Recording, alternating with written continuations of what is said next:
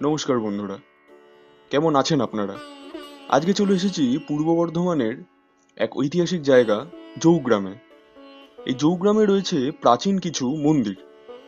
তাহলে চলুন যাওয়া যাক সেই মন্দিরগুলির উদ্দেশ্যে।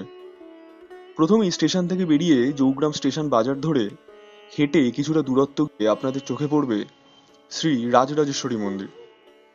স্থানীয় পুরোহিতদের কাছে এই মন্দিরের ইতিহাস বলতে যা শুনলাম তা হলো, বহুকাল আগে থেকেই মায়ের পুজো হয়ে আসছে এই স্থানে। মন্দিরের নাম রাজরাজেশ্বরী হলেও এখানে মাকে শ্রী ত্রিপুরা সুন্দরী রূপে নিত্য পুজো করা হয়ে থাকে।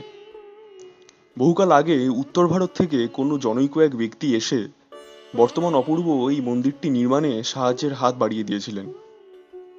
মায়ের মূল মন্দিরের ভেতরে রয়েছে ৬৪ যোগিনীর অপূর্ব কোষ্ঠী পাথরের বিগ্রহ, আর মূল গর্ভগৃহের ভেতরে রয়েছে অপূর্ব শ্বেত পাথরের মা ত্রিপুরা সুন্দরীর বিগ্রহ।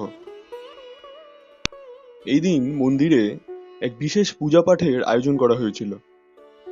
নিত্য পুজো হলেও বিশেষ কিছু তিথিতে হয়ে থাকে মায়ের বিশেষ পুজোর আয়োজন।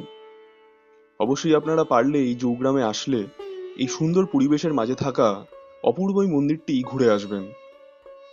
আর হ্যাঁ, ভিডিওটি ভালো লাগলে একটি লাইক অবশ্যই করে দেবেন, আর চ্যানেলটি সাবস্ক্রাইব করে পাশে থাকবেন, যাতে আপনার এই জৌগ্রামের আমার পরবর্তী গন্তব্য অপূর্ব গ্রাম্য পরিবেশের মাঝে থাকা প্রাচীন শ্রী জলেশ্বর শিব মন্দিরের সম্পর্কে বিস্তারিত জানতে পারেন।